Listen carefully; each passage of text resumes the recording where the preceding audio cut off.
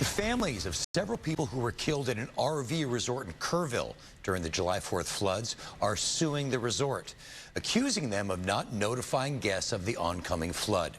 Fox 7 Austin's Angela Shen has the story. The lawsuit is consolidated with multiple families of loved ones who did not survive. Steve Edwards is one of 9 deceased named in the lawsuit. 72-year-old Steve Edwards and his wife, who are from San Angelo, were on an RV trip in Kerrville, staying at the HTR Texas Hill Country Resort along the Guadalupe River. Their daughters, Allison Edwards and her sister, were going to meet them there for the 4th of July weekend.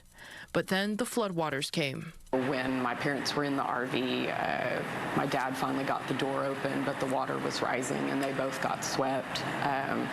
So they weren't together at any point during that time. Allison's mother clung to a tree branch for hours before she was rescued. She had to have reconstructive hand surgery. First responders were already in the area when Allison and her sister got there.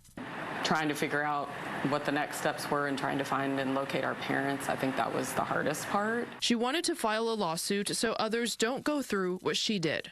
You know, there were so many lives lost. I think it's just a whole tragedy, and it's devastating. And knowing that your family was a part of it, it's like, then I want to do something about it so it doesn't happen again to other people. Her attorney, Joe Caputo, says the campground didn't notify guests of oncoming danger, and lives could have been saved if there was a warning system. We're trying to raise awareness about what happened, and we're trying to demand accountability. Why was this something that the people that were staying there and paying a fee for, why weren't they alerted? The lawsuit names the owners, managers, and investors of HTR Texas Hill Country Campground as defendants. What we want to look at is how are all these investors and owners related? What were their duties? How were they managing this property? Did they have a policy for monitoring these types of weather events? The lawsuit lays out the times emergency management agencies put out flood alerts, but Caputo says there was no notice of flooding at the campsite until water was already in the Edwards' RV. He wants to make sure that campgrounds have weather alert processes. Was there a process and it just wasn't followed?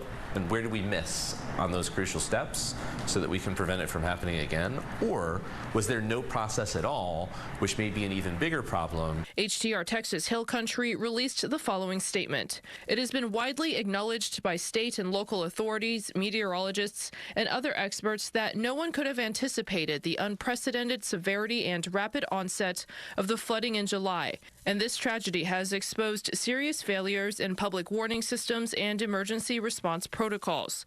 The tragic events that occurred as a result have been devastating to the Kerrville community, and our hearts go out to all of those who were impacted. We continue to reject the lawsuit's fundamental premise and will be prepared to vigorously defend ourselves in court. Allison says she wants to get justice for her father. He lived, a good 72 years, but I wish it would have been longer and not tragedy happened to him. But I know he's looking down on us and taking care of us and keeping us safe. The next step is for the plaintiffs to ask the other side for documents. They can also cross-examine witnesses to see what they knew. For 7 on Your Side, Angela Shen, Fox 7 Austin News.